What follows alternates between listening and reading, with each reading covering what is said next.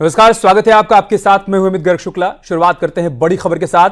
सुल्तानपुर में भारत ज्वेलर्स में दिन दहाड़े डकैती का आरोपी एनकाउंटर में मारा गया। एसटीएफ की डिप्टी एसपी की टीम के साथ मुठभेड़ में 1 लाख का इनामी डकैत मंगेश यादव मारा गया। सुल्तानपुर की कोतवाली देहात के मिसिरपुर पुरैना में एनकाउंटर हुआ। घायल मंगेश को सीएचसी भदैया में भेजा गया था, जहां इलाज के दौरान उसकी मौत हो गई। मौके से 32 बोर की एक पिस्टल, कारतूस, 315 बोर का एक तमंचा, एक बाइक और लूटे जेवर बरामद किए गए। जौनपुर के रहने वाले मंगेश पर कई मुकदमे दर्ज थे। बता दें कि 28 अगस्त को सुल्तानपुर में भारत ज्वेलर्स में दिन दहाड़े डकैती में ये शामिल था। लगभग 1 करोड़ 35 लाख रुपए की डकैती हुई थी। उसी मामले में पुलिस और एसटीएफ इसकी तलाश में जुटी हुई थी और इनपुट के आधार पर इसकी घेराबंदी की गई। इसने टीम पर फायरिंग की। क्रॉस फायरिंग में इसे गोली लगी, जिसके बाद इसको अस्पताल भेजा गया, जहां इलाज के दौरान इसने दम तोड़ दिया। 3 तस्वीरें हम आपको दिखा रहे हैं। डकैत का इनकाउंटर जिस स्पॉट पर हुआ है, पहली तस्वीर में आप वो देख सकते हैं।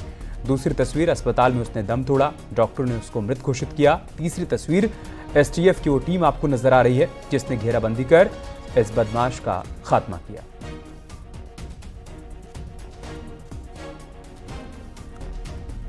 ये यहाँ 28 तारीख को ज्वेलर्स के यहाँ डकैती पड़ी थी, जिसमें हम लोगों के द्वारा उसको वर्कआउट करने की टीमें लगाई गई थी। आज तड़के पता चला उसमें 2 बदमाश इधर सुल्तानपुर से जौनपुर की तरफ जाने वाले हैं। इस सूचना पर एसटीएफ टीम द्वारा उन्हें रोकने का प्रयास किया गया। इसके द्वारा उन लोगों ने एसटीएफ टीम पर जान से मारने की नीयत से फायरिंग शुरू कर दी थी।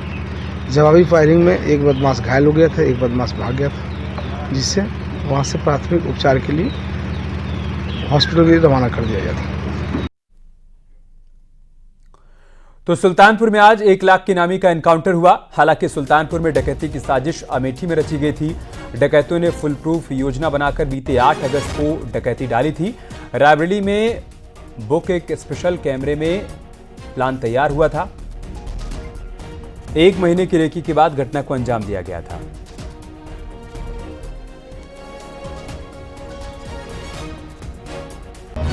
अमेठी और रायबरेली के डकैतों ने सुल्तानपुर में भरत जी सोनी के यहाँ डकैती की घटना को अंजाम देने के लिए एक फुल प्रूफ प्लानिंग की, जिसके जरिए 15 डकैतों ने एक बैठक कर ये रणनीति बनाई और जुलाई के आखिरी सप्ताह में रेकी कर सबकी अलग अलग जिम्मेदारी तय की गई।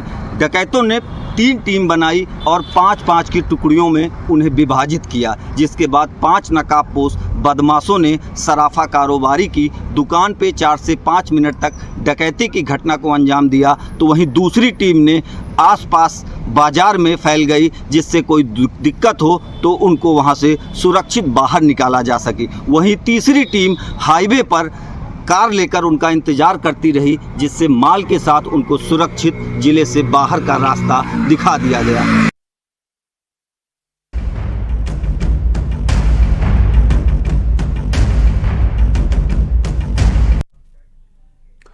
उधर सुल्तानपुर एनकाउंटर पर सियासत भी शुरू हो गई है। एसपी अध्यक्ष अखिलेश यादव ने एनकाउंटर में मारे गए डकैत मंगेश यादव के एनकाउंटर पर सवाल खड़े किए।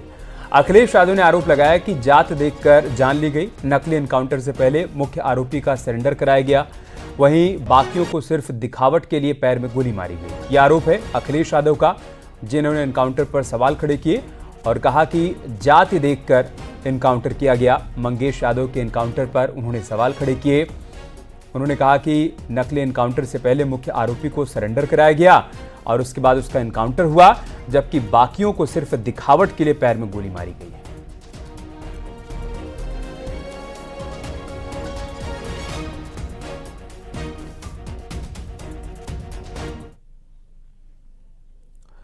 और अखिलेश के पोस्ट पर सीएम योगी ने पलटवार किया है। जाति के नाम पर बांटने की कोशिश हो रही है। छोटी सोच वाले लोग समाज को बांट रहे हैं, ये कहा है मुख्यमंत्री योगी आदित्यनाथ ने। बड़ी खबर हम आपको बता रहे हैं। अखिलेश यादव ने पोस्ट किया। उन्होंने कहा कि मंगेश यादव का एनकाउंटर जाति देखकर किया गया, जिसके बाद सीएम योगी आदित्यनाथ ने इस पर पलटवार किया। उन्होंने कहा कि जाति के नाम पर बांटने की कोशिश हो रही है, छोटी सोच वाले समाज को बांट रहे हैं।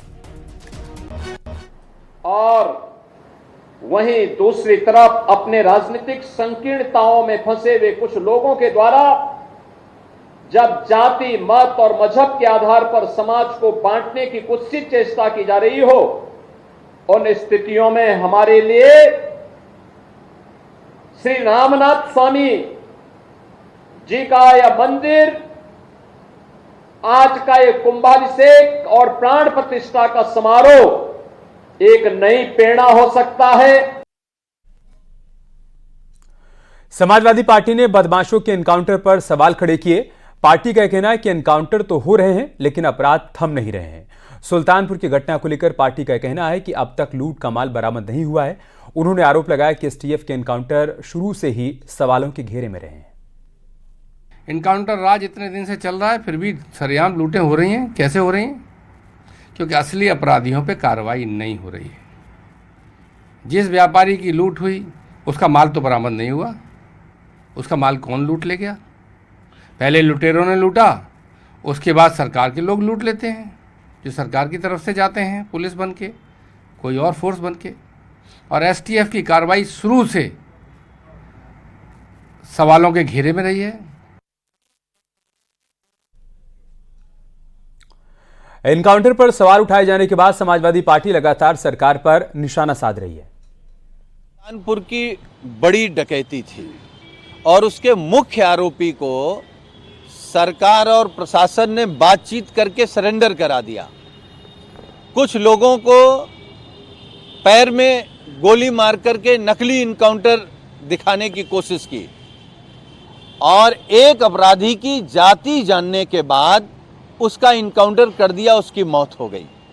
हम अपराधियों के पक्ष में, हम समाजवादी लोग नहीं हैं, लेकिन अगर जाति देख करके हत्या होगी, इनकाउंटर होगा, तो ये तो गलत परंपरा है।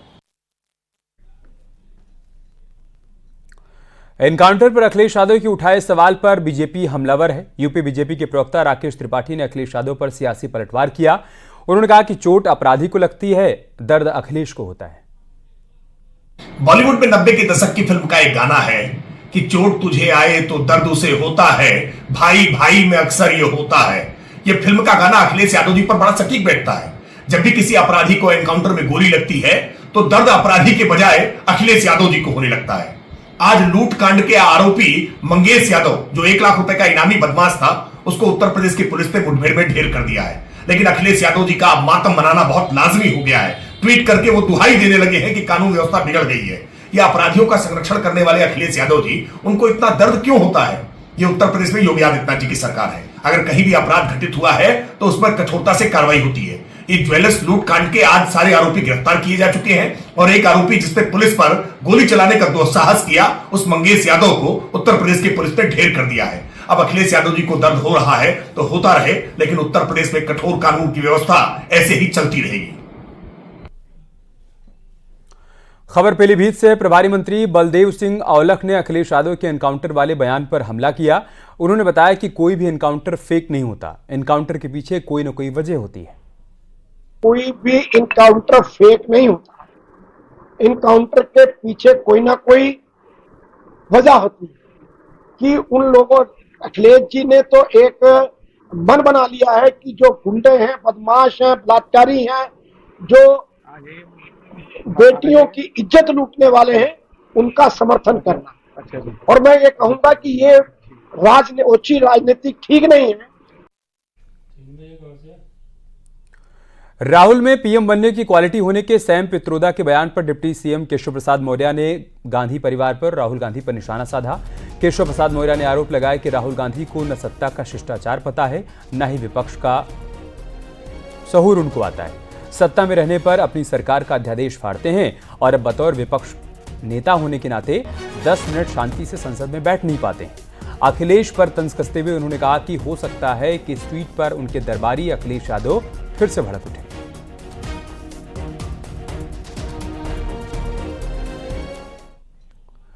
कांग्रेस नेता सैम पित्रोदा के राहुल गांधी में भावी प्रधानमंत्री के गुण बताने वाले बयान पर बीजेपी की ओर से बयान आने शुरू हो गए हैं। यूपी सरकार में मंत्री धर्मपाल सिंह ने तंज कसा है, कहा है कि कांग्रेस मुंगेरी लाल के हसीन सपने देख रही है। प्रधानमंत्री बनने का ऐसा कोई गुण नहीं है जो वो प्रधानमंत्री बन सकें, और ये मैं तो यही सोचता हूं ये सब मुंगेरी लाल के सपने हैं और ये कांग्रेस का अपना सोच है, क्योंकि कांग्रेस स्वयं सत्ता से बाहर ही है और ये जो भ्रामक प्रचार करके जो नेता विपक्ष बन गए हैं, जनता आगे इसका पूरी तरीके से जवाब देने के लिए कटिबद्ध है। वहीं कांग्रेस नेता राशिद अल्वी ने केशव प्रसाद मौर्य के बयान पर पलटवार किया। बीजेपी के जिन नेताओं को शिष्टाचार का अर्थ नहीं आता, वो शिष्टाचार की बात करते हैं। ये सारी वो जबानें हैं, वो शब्दावली है जो भारतीय जनता पार्टी के नेता बोलते हैं और फिर दावा करते हैं कि उनको सबसे ज्यादा शिष्टाचार आता है।